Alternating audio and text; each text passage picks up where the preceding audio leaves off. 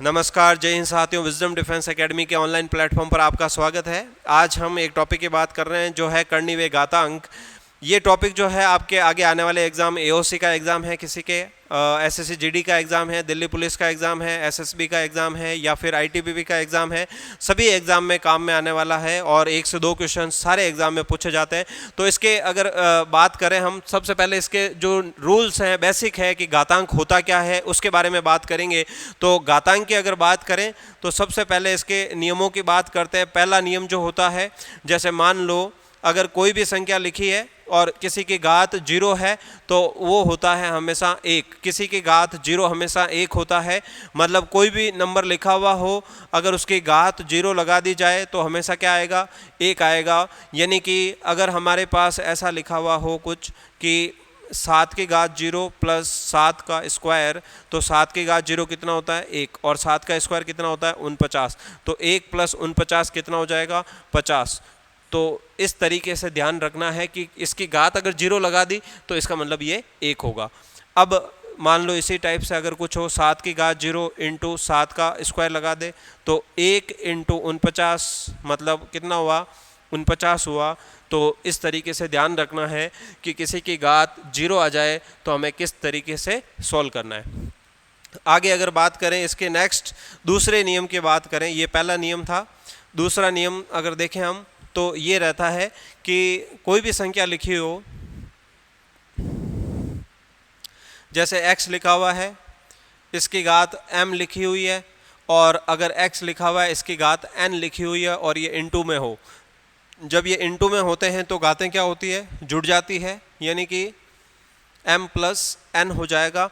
अगर इनटू में लिखा हुआ आधार समान हो, घातें अलग अलग है, आधार समान है, बेस सेम होना चाहिए, पावर प्लस हो जाएगी। बेस सेम है, पावर को प्लस कर दिया। तो इस केस में हमेशा ध्यान रखना है कि अगर आधार सेम है तो घातें जुड़ जाएगी, इनटू में होना चाहिए। ठीक है, मतलब कहने का मतलब है कि 5 की घात अगर 6 लिखा हुआ है, 5 की घात अगर लिखा हुआ है अपने पास 7, तो ये जो है क्या हो जाएगा? इनटू में लिखा हुआ है, आधार समान है तो घातें जुड़ जाएगी, यानी कि 7 और 6 कितना हो गया? 13 हो गया। पावर्स अलग अलग हैं और बेस सेम है तो क्या हो जाएगा? पावर ऐड हो जाएगी इनटू के केस में। और यही चीज़ अगर होती है हमारे पास कि x लिखा हुआ है और इसी तरीके से मान लो x की पावर m लिखा हुआ है और अपोन में x की पावर n लिखा हुआ है, तो इसमें क्या होता है कि अगर बेस सेम है तो पावर क्या हो जाएगी? माइनस हो जाएगी। आधार समान है तो घातें माइनस हो जाएगी। अगर भाग में लिखा हुआ है तो घातें माइनस हो जाएगी, यानी कि m माइनस n हो जाएगा। जैसे मान लो अगर बात करें कि 3 की घात लिखा हुआ है मान लो 11 और 3 की घात लिखा हुआ है 7, तो इसका मतलब ये कितना हो जाएगा? 3 की घात 11 माइनस 7 हो जाएगा। 3 की घात कितना हो जाएगा दोस्तों? 4। तो इस तरीके से हमें ध्यान रखना है कि इनटू में हो तो पावर प्लस हो जाती है और अगर भाग में हो तो पावर जो है माइनस हो जाती है, ये ध्यान रखना है। तो इस तरीके से इसको अपन काम में लेंगे। ये सारी चीज़ें काम में आएगी आपके क्वेश्चंस में, जो क्वेश्चंस करेंगे हम तो उन एग्जांपल्स में देखेंगे कि ये चीज़ें बहुत इम्पोर्टेंट जो है होती है। अगर अगले नियम की बात करें अपन, अगर लिखा है x की घात मान लो m लिखा हुआ है और इसकी घात n लिखा हुआ है ब्रैकेट के बाहर, ब्रैकेट के अंदर और ब्रैकेट के बाहर दोनों जगह अगर घातें हैं तो ये घातें जो है क्या होती है? इनटू होती है। पावर जो है इनटू होती है। अगर ब्रैकेट के अंदर और ब्रैकेट के बाहर दोनों जगह पावर्स लगी है तो पावर्स इनटू हो जाएगी। यानी कि अगर मेरे पास ऐसा कुछ लिखें अपन कि 2 की घात लिखा हुआ है 3 और इसकी घात लिखा हुआ है 2, तो इसका मतलब ये क्या होती है? इनटू हो जाएगी, यानी कि 2 की घात कितना हो गया? 6। अगर इसी टाइप से बात करें हम अगले नियम की, तो ये कहता है कि अगर x की घात लिखा हुआ है m और घात लिखा हुआ है n, इस तरीके से लिखा है, मतलब ब्रैकेट नहीं लगा हुआ है, तो क्या करते हैं? ये जो है इसको पहले सॉल्व करते हैं। पहले इसको सॉल्व करेंगे पावर को, मतलब पावर की पावर लगा हो, x की पावर m की पावर n, मतलब x की घात m की घात n जो है, m की घात n को हम पहले सॉल्व करेंगे। मतलब ये हुआ कि 2 की घात 3 की घात 2, यहाँ पर जो है ब्रैकेट नहीं लगा हुआ है तो क्या करना है, पहले इस घात को सोल्व करना है, मतलब 3 की घात 2, 3 की घात 2 को पहले सोल्व करना है। और ये 3 की घात 2 हमें पता है कितना होता है, 3 का स्क्वायर, 3 का स्क्वायर कितना 9, तो कितना हो जाएगा 2 की घात 9। तो ये फर्क आ रहा है, देखो 2 की घात 6 आ रहा है, यहाँ पे 2 की घात 9 आ रहा है। तो अगर ऐसा लिखा हुआ है तो इस तरीके से सोल्व करेंगे, ऐसा लिखा हुआ है तो इस तरीके से सोल्व करेंगे। तो बहुत ही इंपॉर्टेंट चीज़ है, ध्यान रखें।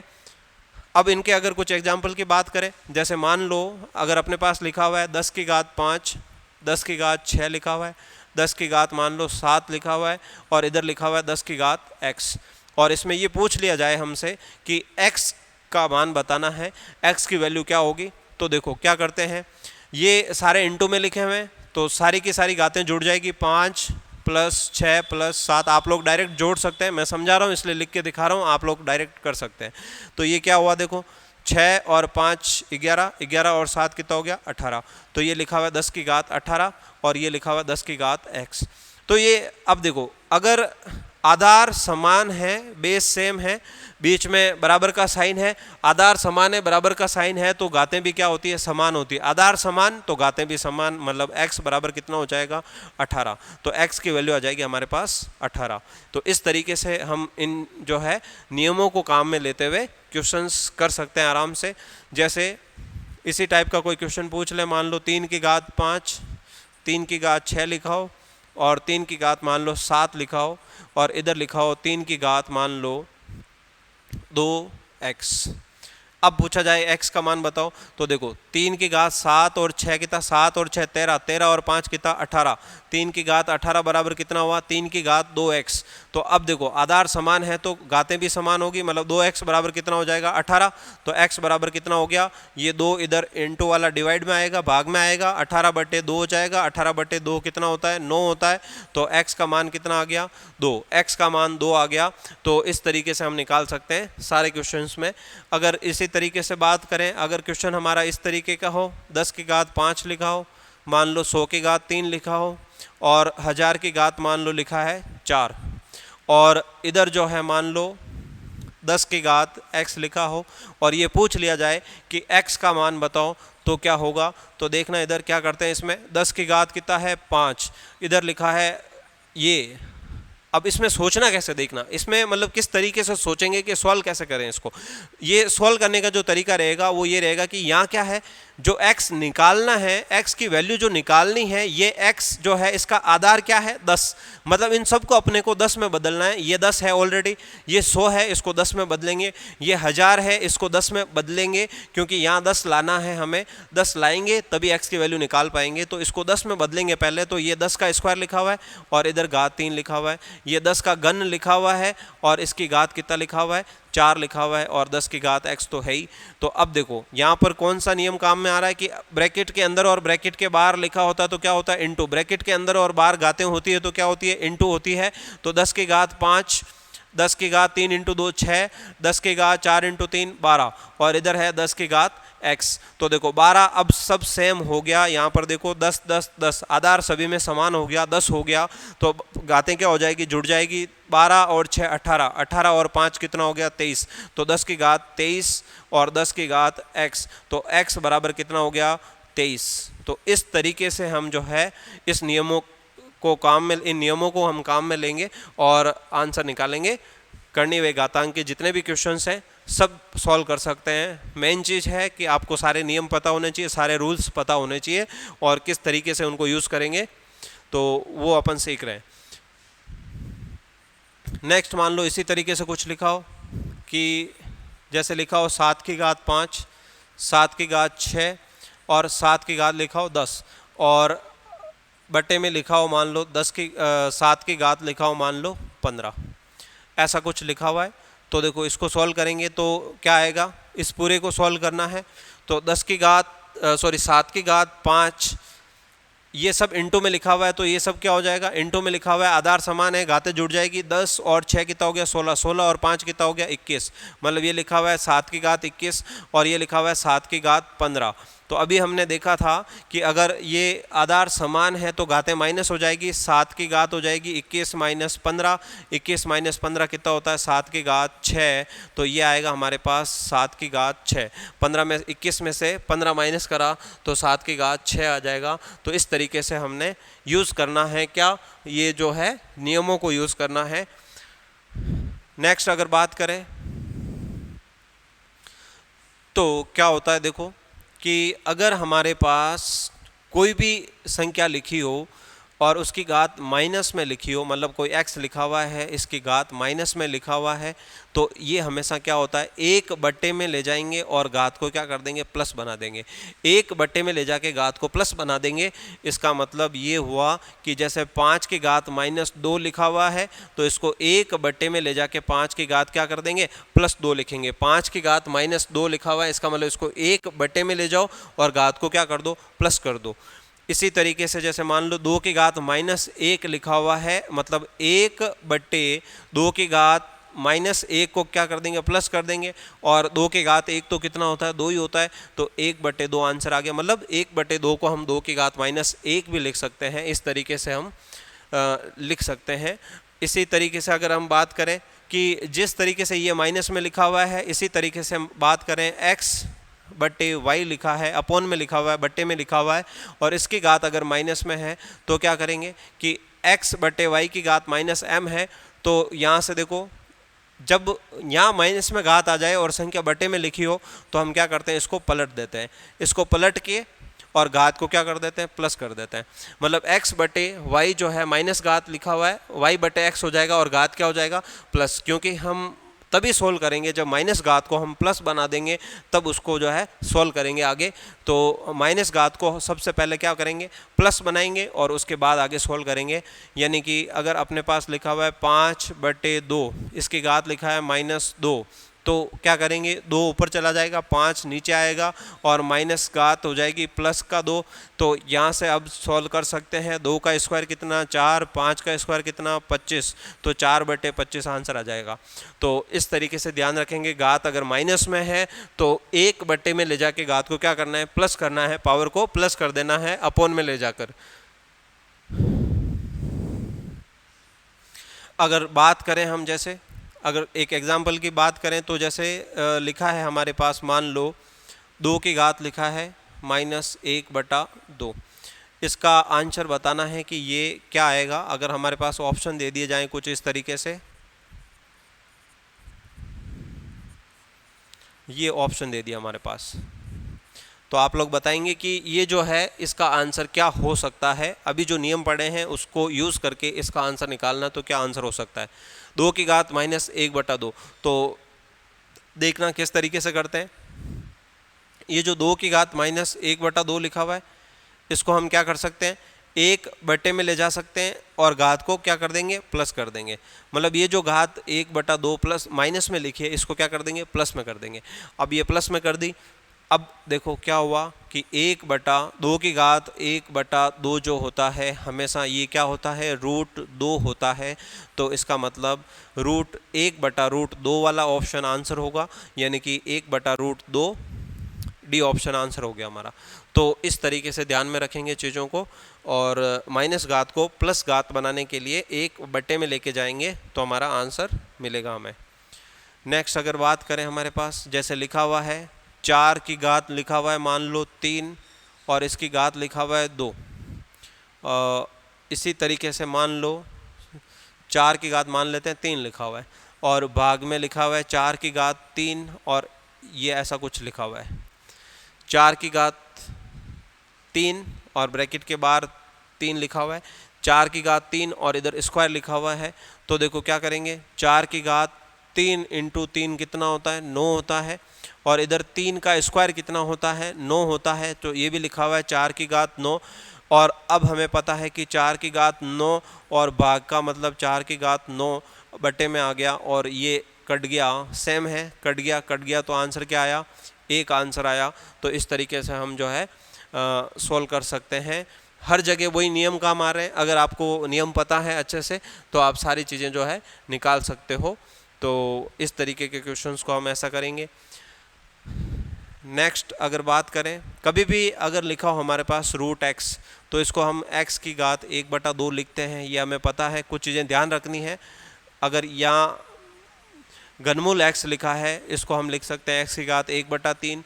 अगर यहाँ पर लिखा है 4x, ये 4 जो है यहाँ पर होना चाहिए इस तरीके से, तो इसका मतलब होता है x की घात 1/4। अगर यहाँ 5 लिखा हुआ है तो इसका मतलब होता है x की घात 1/5। मतलब जितना यहाँ लिखा हुआ है उसका मतलब है कि घात में कितना होगा, 1/5, 1/4, 1/6, जितना लिखा हुआ है पावर में 1/5, 1/6, 1/3, 1/2, इस तरीके से यूज़ करेंगे इनको और आगे क्वेश्चंस को सॉल्व करेंगे।